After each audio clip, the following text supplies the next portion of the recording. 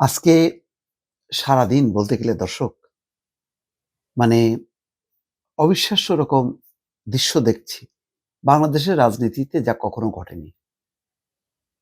৫টা ৪১ প্রায় পৌনে ৬টা বাজে। তারেক রহমান বাংলাদেশের মাটিতে আসছেন বেলা ১২টার সময় ঢাকায়। এখনো পর্যন্ত কিন্তু তিনি মায়ের মুখ দেখতে পারেননি। আমি যখন আপনাদের সামনে কথা বলছি, তখনও তিনি এভার কেয়ারে পৌঁছাননি। হয়তো আরো কিছু সময়ের পরে যাবেন, কিন্তু কত সময় লাগবে কেউ বলতে পারে না।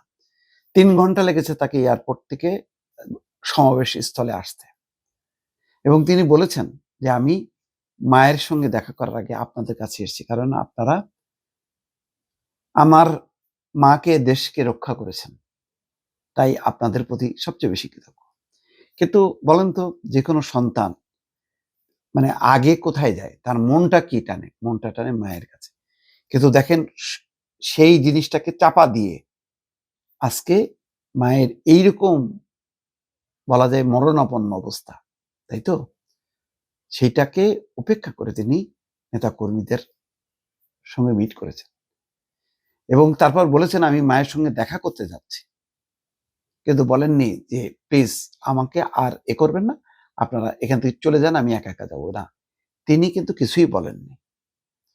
তিনি আসছেন, হাজারো মানুষ, হাজারো নেতাকর্মী তার পেছন পেছন আসছে। এই ভিড় ঠেলে ওনার পক্ষে খুব সহজে যে তিনি ঢুকে যাবেন, অথচ খুব কাছেই এভার কেয়ার হসপিটালে ৩০০ ফিট থেকে সেখানে, কিন্তু এখনো ঢুকতে পারেননি। এটার অর্থ হলো এই যে তিনি তার নেতা কর্মী জনতাকে কি পরিমাণ ভালোবাসেন। আজকে দেশে ফিরে তিনি নিজেই হয়তো আবেগে আপ্লুত হয়েছে।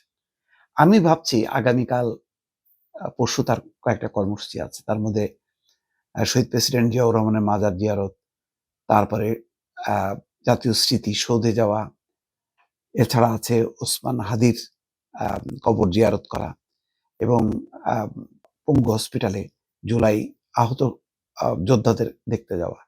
এই কর্মসূচিগুলি কিভাবে প্রতিপালিত হবে, কিভাবে মানে এই স্রোত ঠেকাবে, আমি বুঝতে পারছি না। এটা একটা কঠিন ব্যাপার।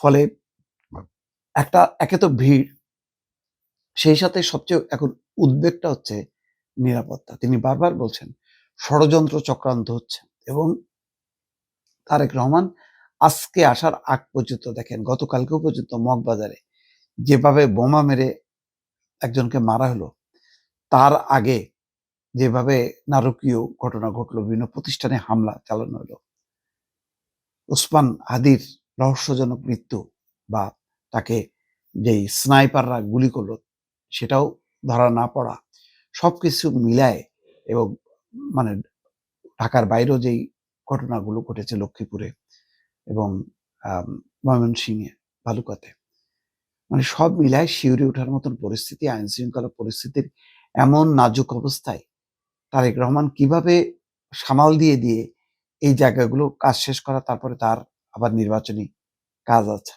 সেগুলি এখনো দলের ঐক্য ধরে রাখা, নমিনেশনটা চূড়ান্তভাবে ফাইনাল করা, শরিকদের আসন বন্টনের কাজটা পুরোপুরি শেষ হয়েছে সেটাও বলা যাবে না, সব মিলায়, এবং তারপর হচ্ছে নির্বাচনী প্রচার অভিযানে নামা।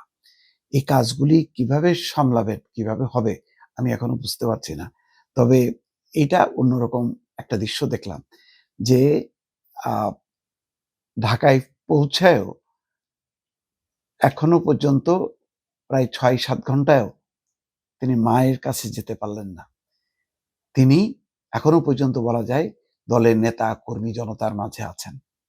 রাজনীতিতে এটাও একটা হয়তো বড় ধরনের শিক্ষা, যে রাজনৈতিক নেতার কাছে নিজের পরিবার, নিজের মা বাবা, সন্তান, স্ত্রী, তার চেয়ে বোধহয় জনগণ, কর্মী, নেতা, এটাই বোধহয় গুরুত্বপূর্ণ।